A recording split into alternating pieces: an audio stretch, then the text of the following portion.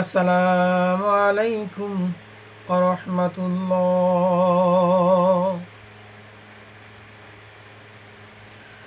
সকলে কেমন আছেন? আশা করি আল্লাহ তাআলার অশেষ রহমতে খুবই ভালো আছেন। আর আল্লাহ রাব্বুল আলামিন সকলকে সকল রকমের বিপদ আপদ থেকে যেন হেফাজত করেন। আল্লাহ রাব্বুল আলামিন যেন সকল রকমের অসুখ বিসুখ থেকে হেফাজত করেন, সেই কামনা করেই এবং মহান আল্লাহ তাআলা অজস্র অগণিত শুকরিয়া আদায় করি আজকের এই আলোচনা শুরু করছি। আজকের এই আলোচনায় থাকবে হলো যে সব কারণে রোজা রাখলাম, কিন্তু রোজা রাখার পর কোন কোন কারণে আমরা রোজাকে ভেঙে ফেলতে পারবো। ফরজ রোজা যখন আমরা রাখলাম, এই ফরজ রোজাগুলো আমরা কি কি কারণে ভেঙে ফেলতে পারবো, এই বিষয় নিয়ে আজকের আলোচনা থাকছে। আজকের এই আলোচনায় আমরা জানব, রমজান মাসে আমি রোজা রেখেছি, কিন্তু রাখার পর যে কোনো কারণে আমি আর রোজা রাখতে পারলাম না, কিন্তু কোন কোন কারণে রোজা আমার জন্য ভাঙা জায়েজ রয়েছে, আর কোন কোন কারণে রোজা আমার জন্য ভাঙা জায়েজ নয়। একটি রোজা ভাঙলে একটি নয়, দুটি নয়, একাধারে 60টি রোজা করতে হবে। এমনকি কেউ যদি 50, 51, 52, 59টা রোজা রাখার পর একাধারে ঘটনাক্রমে ঈদের দিন এসে গেছে, অথবা ঘটনাক্রমে মা বোনদের পিরিয়ড আরম্ভ হয়ে গেছে, অথবা কোনো ঘটনাক্রমে রমজান শরীফের রোজা আবার পুনরায় এসে গেছে, সেই ক্ষেত্রে আপনার রোজা আবার পুনরায় শুরু থেকে একটি করে নয়, একটি নয়, দুটি নয়, একাধারে 60টি রোজা রাখতে হবে। অর্থাৎ কোনো রকমের কোনো শরীয়তের সম্মতভাবে গ্যাপ থাকলেও তাও চলবে না। শরীয়তের সম্মতভাবে কোনো যদি আপনার পিরিয়ড চালু থাকে, অর্থাৎ মেন্স বা হায়েজ নেফাস ইত্যাদি যাই থাকুক না কেন, এইসবও থাকলেও কিন্তু আপনি আপনার সালাত, আপনি আপনার রোজা কিন্তু আবার পুনরায় সবগুলো পুনরায় আদায় করতে হবে। যাই হোক, প্রথম আমরা জেনে নেই, রোজা আমরা রাখলাম কিন্তু এই রোজাটা আমরা ভেঙে ফেলতে পারবো। 1 নম্বর কারণ হলো, যদি হঠাৎ করে এমন কোনো অসুস্থ হয়ে যায়, যে অসুস্থতার কারণে বিজ্ঞ ডক্টরগণ বলেছেন আপনি যদি এই মুহূর্তে ঔষধ না গ্রহণ করেন তাহলে আপনার মৃত্যুর আশঙ্কা অনেক বেশিরভাগ রয়েছে। যেমন মারাত্মক ধরনের পেট ব্যথা রয়েছে, এই পেট ব্যথার কারণে আপনি এমন হয়েছেন যে আপনার যদি এই মুহূর্তে ওষুধ গ্রহণ না করেন তাহলে আপনার মৃত্যু হওয়ার সম্ভাবনা রয়েছে। তাহলে আমরা এই রোজাকে ভেঙে ফেলতে পারবো। কোনটা? রমজান মাসের রোজা, ফরজ রোজা। রমজান মাসের ফরজ রোজাও আমরা ভেঙে ফেলতে পারবো। আসুন তাই নয়, তীব্র পেট ব্যথা রয়েছে, অথবা শরীরে কোথাও সাপে দংশন করেছে। কি করেছে? আপনার শরীরে এরকম হয়েছে যে হঠাৎ করে সাপে কামড় দিয়েছে।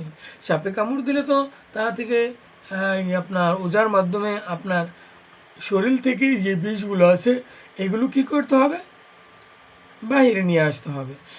যাই হোক, যদি সাপে দংশন করে তাহলেও আপনার ফরজ রোজা আপনি ভাঙতে পারবেন। অথবা প্রান্তকর ভীষণ পিপাসা লাগলো, যে পানি যদি পান না করেন তাহলে আমার প্রাণ ফুরিয়ে যাবে। তবে এমন সব পরিস্থিতি রোজা ভঙ্গ করা যায় রয়েছে। শুধু তাই নয়, গর্ভবতী নারীরা নিজের বা তার গর্ভের সন্তানের প্রাণনাশের আশঙ্কা যদি থাকে, তাহলেও আমার মা বোনেরা আপনারা এই রোজাকে ভাঙতে পারবেন। ও আমার মায়েরা, ও আমার বোনেরা, আপনারা ভালোভাবে শুনে নেন।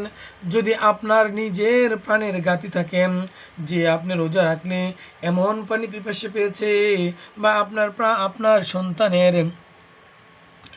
আপনার গর্ভে যে সন্তান রয়েছে এই সন্তানের প্রাণনাশের সম্ভাবনা রয়েছে। আপনার যুক্তিতে বললে হবে না। যদি কোনো বিজ্ঞ ডক্টর বলেন যে আপনার সন্তান তো এই অবস্থায় রয়েছে, এই অবস্থা আপনি রোজা না রাখা আপনার জন্য অতি উত্তম পন্থা।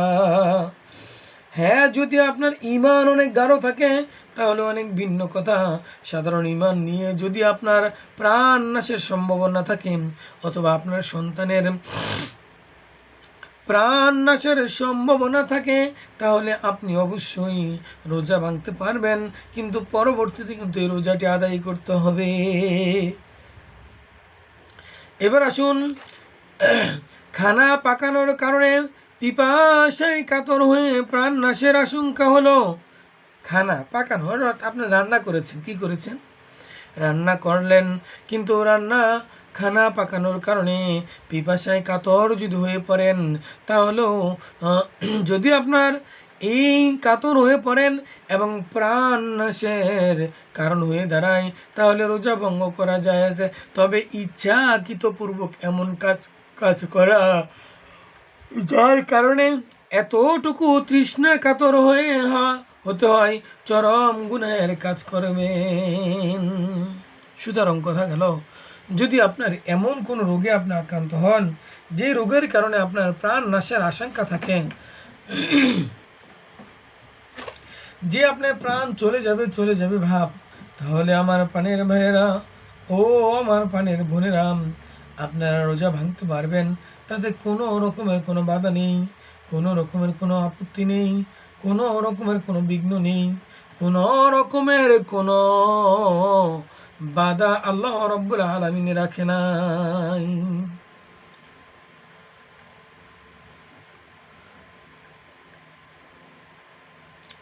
কোনো রকমের কোনো বাধা বৃত্তি রাখে নাই যে আপনার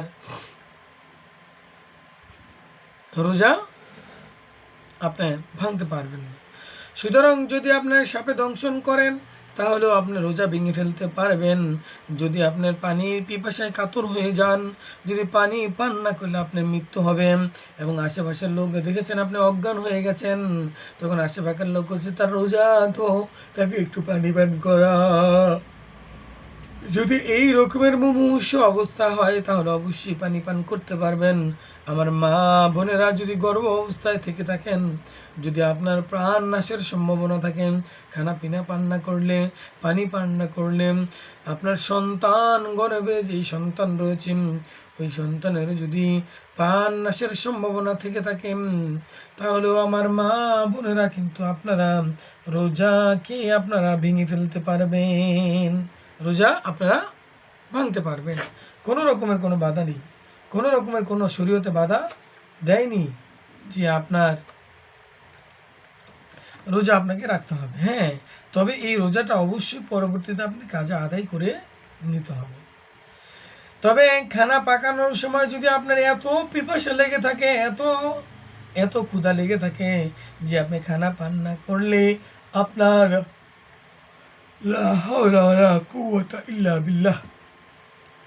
আপনার প্রাণ নাশের সম্ভাবনা থাকবে, তাহলে অবশ্যই আমরা এই রোজাকে ভেঙে ফেলতে পারবো ইনশাআল্লাহ। আল্লাহ যদি তৌফিক দান করেন, যেসব কারণে রোজা না রাখা যায়, আমরা তো আজকে জানলাম রোজা রাখলাম কিন্তু ভেঙে ফেললাম।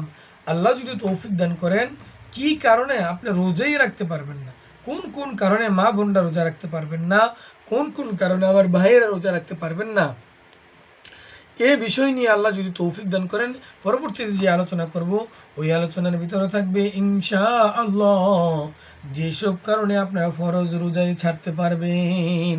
তাতে কোনো রকমের কোনো বাধাবৃত্তি নেই যে আপনি ফরজ রোজাই আপনি ছেড়ে দিতে পারবেন। ফরজ রোজাই ছাড়ার জন্য আল্লাহ রাব্বুল আলামিন এবং বিশ্বনবী মুহাম্মদ রাসূলুল্লাহ সাল্লাল্লাহু আলাইহি সাল্লাম আপনাকে আমাকে জায়েজ করে দিয়েছেন। সকলের ইহলৌকিক মঙ্গল এবং পরলৌকিক মঙ্গল কামনা করেই আমি আজকের এই আলোচনা থেকে বিদায় নিব। তবে আজকের এই আলোচনা থেকে বিদায় নেওয়ার আগে আমার প্রাণের ভাই, আমার প্রাণের বোনেরা, আমার প্রাণের মায়েরা, তাদের কাছে হাত জোর করে বলি, এই জমানায় ঈমান রাখা বড় কঠিন কাজ হয়ে দাঁড়িয়েছে। ঈমান রেখে 5 ওয়াক্ত সালাত আদায় করবেন। আল্লাহ তাআলার হুকুম যেগুলো আছে এগুলো আদায় করবেন এবং স্বামীর হুকুম মতো মা বোনরা চলবেন। ও আমার পানের ভাইরা, আপনারা হালাল পথে রিজিক উপার্জন করবেন। আল্লাহ রাব্বুল আলামিন কুদরতি পায়ে প্রতিদিন 5 বার সেজদা দিবেন, পারলে আরো অতিরিক্ত দিবেন। আল্লাহ রাব্বুল আলামিন যদি এ জমানায়, আমরা যে জমানায় আছি, এ জমানায় ঈমান রাখা বড় কঠিন কাজ হয়ে দাঁড়িয়েছে। ঈমান রেখে আপনি আল্লাহ রাব্বুল আলামিন কুদরতি পায়ে যদি সেজদা করতে পারেন, খোদার কসম করে বলছি, আপনার জন্য জান্নাত নিশ্চিত, আপনার জন্য জান্নাত নিশ্চিত, আপনার জন্য জান্নাত নিশ্চিত। সকলের ইহলৌকিক সকল রকমের বিপদ আপদ থেকে যেন আল্লাহ রাব্বুল আলামিন হেফাজত করেন এবং পরলৌকিক মৃত্যুর পরবর্তীতে যত রকমের বিপদ আপদ আছেন, সব রকমের বিপদ আপদ থেকে যেন আমাদের সকলকে হেফাজত করেন। এই আশা ব্যক্ত রেখেই আমি আজকের এই আলোচনা থেকে বিদায় নিচ্ছি। আসসালামু